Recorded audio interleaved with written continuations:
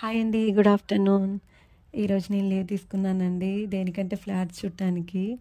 Already ఒకరోజు మొత్తం జర్నీలో గడిచిపోయింది. 2 డేస్ నుంచి కూడా నేను మార్నింగ్ వెళ్తే నైట్ అవ్వడం అవుతుంది. వచ్చేసరికల్లా అస్సలు రెస్ట్ లేదు. దానివల్ల బాగా బ్యాక్ పెయిన్ వచ్చేసింది.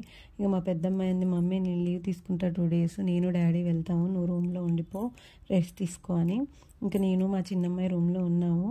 మా హస్బెండ్ మా పెద్దమ్మాయి వెళ్ళారు. చూడాలి ఎలా ఉందో అక్కడ, ఎలా దొరికాయో దొరకలేదో వచ్చాక తెలుస్తుంది.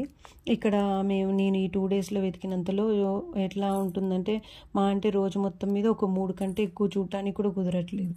ఎందుకంటే బ్రోకరు ఫోన్ చేసి మేము బయలుదేరుతున్నాం, అప్పటికి తను చెప్పిన లొకేషన్కి మేము వెళ్తున్నాం. మేము వెళ్ళాక కొంతమంది వెంటనే వస్తున్నారు, కానీ కొంతమంది మాత్రం half an hour 1 hour time తీసుకుంటున్నారు.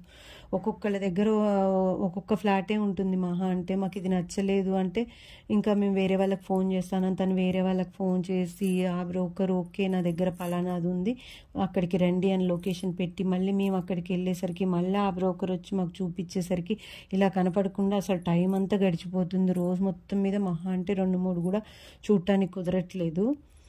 మాకైతే ఖమ్మంలో ఇలా బండి మీద వెళ్ళిపోతే టూలెట్ బోర్డులు అయినా ఉంటాయి, లేకపోతే ఏ వాచ్మెన్ దగ్గరికైనా అపార్ట్మెంట్స్ దగ్గరికి వెళ్ళి అడిగితే ఒక ఫ్లాట్స్ ఉంటే చూపిస్తాడు. ఇక్కడ అలా కాదు. వీళ్ళకైతే చూపించినందుకట 1 మంత్ మనం ఎంతైతే రెంట్ ఉంటుందో అంత కమిషన్ ఇవ్వాలట.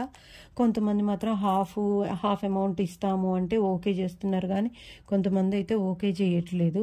కానీ ఇక్కడ ఫ్లాట్స్ మాత్రం మ్యాక్సిమం బ్రోకర్స్ చేతుల్లోనే ఉంటున్నాయి. మనం వెళ్ళి విడిగా ఇలా ఎతికి చూసినా కూడా అయితే ఎవరు ఇవ్వరు. మ్యాక్స్ అంటే మేము చూసినంతలో ఇప్పటివరకు మాకు తెలిసినంతలో లోకల్లో ఉన్న వాళ్ళకైతే ఏమన్నా తెలుస్తుందేమో.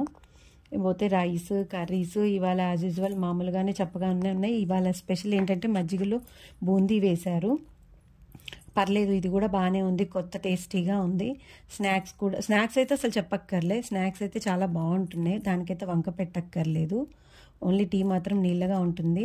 నా వీడియోస్ కనుక మీకు నచ్చితే నా ఛానల్ని సబ్స్క్రైబ్ చేయడం వల్ల మీకు ఫరక్ పడేదేముంది చెప్పండి.